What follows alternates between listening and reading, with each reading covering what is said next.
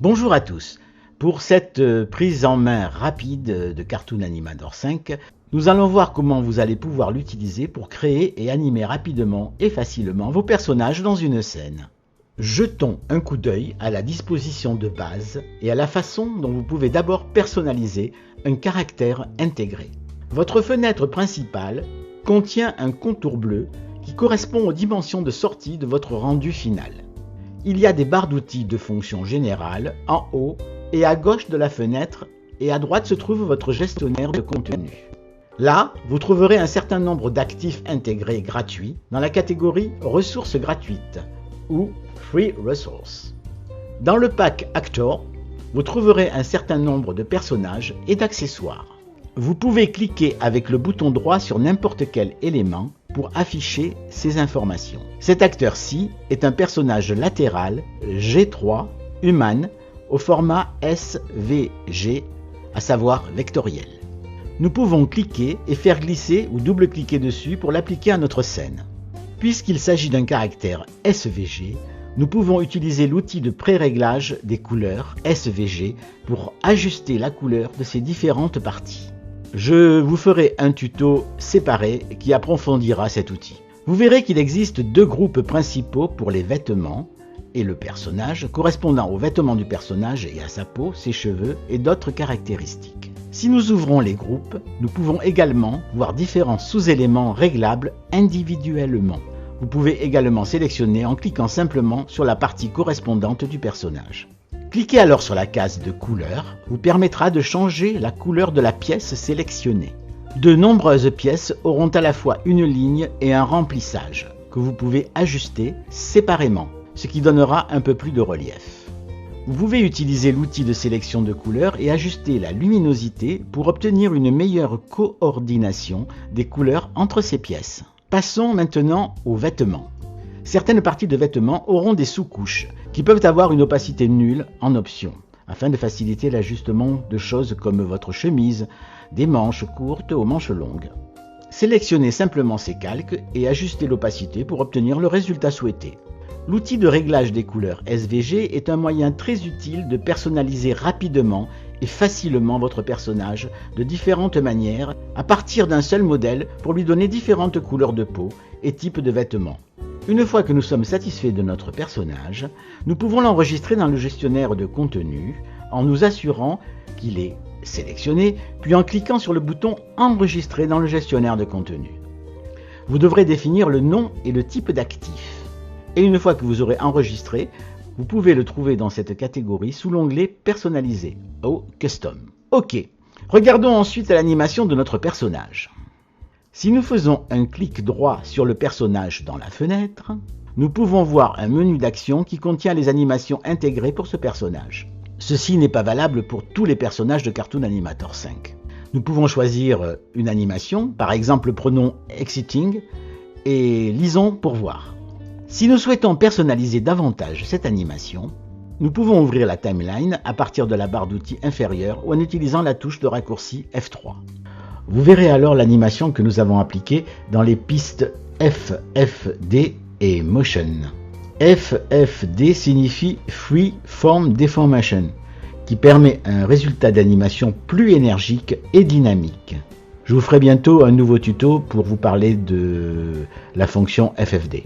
Si nous faisons un clic droit sur le clip FFD, nous pouvons ajuster son intensité pour rendre le mouvement du personnage plus ou moins rebondissant.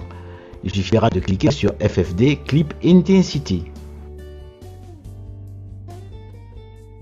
Vous pouvez également trouver des animations supplémentaires du pack animation dans les ressources gratuites, toutes classées de manière appropriée. Vous pouvez désormais cliquer et faire glisser les animations directement du gestionnaire de contenu vers la timeline pour les placer à une image précise.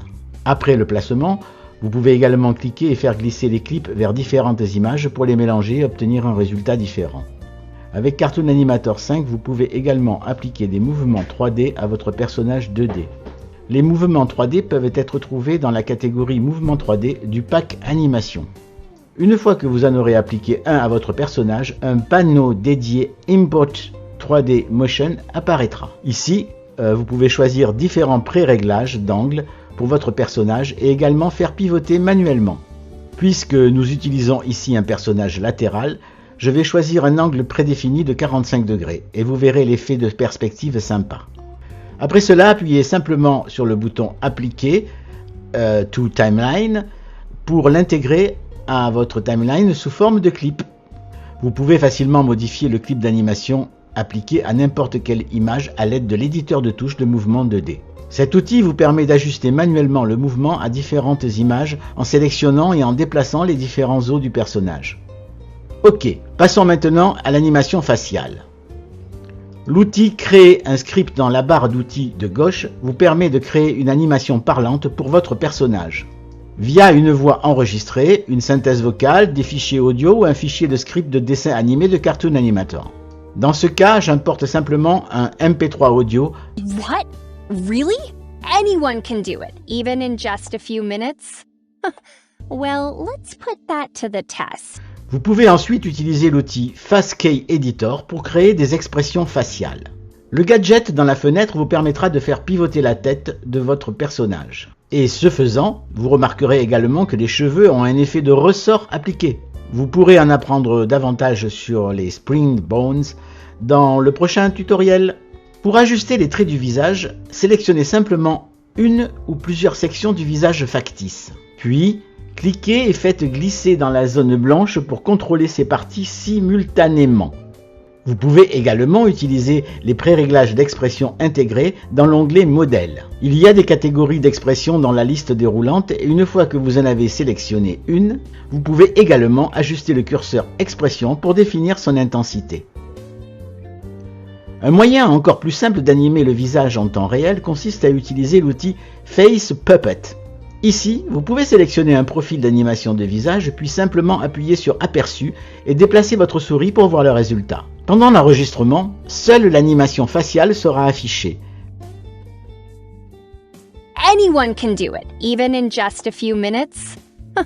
Well, let's put that to the... Mais lorsque nous lisons le résultat final, nous voyons qu'elle n'écrase pas la synchronisation. Really? Anyone can do it, even in just a few minutes? Well, let's put that to the test. Ok, nous avons donc une animation de personnage de base, ajoutons quelques accessoires d'arrière-plan à notre scène. Dans le pack Scene and Props, vous verrez un certain nombre de scènes prédéfinies et d'accessoires individuels. Vous trouverez un dossier Forest sous Props qui contient un certain nombre d'accessoires individuels qui composent la scène Forest. Vous pouvez rapidement et facilement les faire glisser dans votre fenêtre et ajuster leur position pour configurer les choses. Si vous entrez dans la vue 3D, vous pouvez ajuster la position de vos accessoires sur l'axe Z. Ceux-ci apparaissent derrière ou devant les autres dans la vue principale. Le placement des éléments de votre scène sur l'axe Z peut également aider à simuler une perspective tridimensionnelle. Cette perspective est connue sous le nom d'effet de parallaxe lorsque la caméra se déplace. Vous pouvez également redimensionner tout élément de votre scène. Une fois votre scène configurée, vous pouvez appliquer certains fichiers de mouvement FFD de la catégorie FFD du pack animation à n'importe quel accessoire de votre scène. Ces mouvements FFD constituent un moyen simple et rapide de générer des mouvements dynamiques et intéressants pour n'importe lequel de vos accessoires. Avant de terminer, examinons ensuite quelques mouvements de base de la caméra.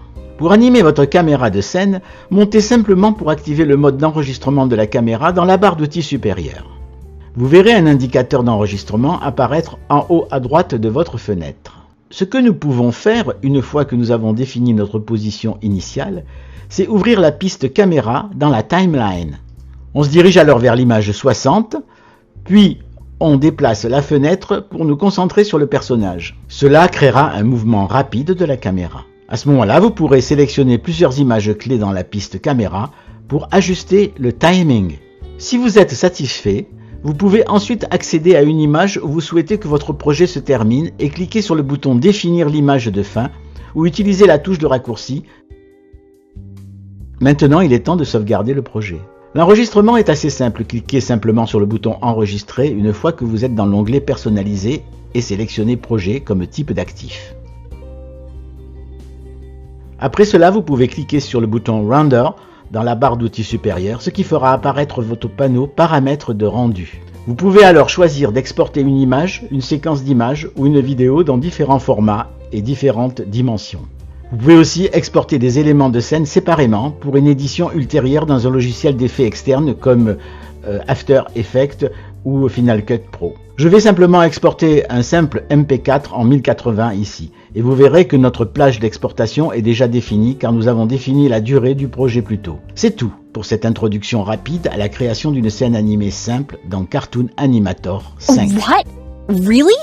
Anyone can do it, even in just a few minutes? Well, let's put that to the test.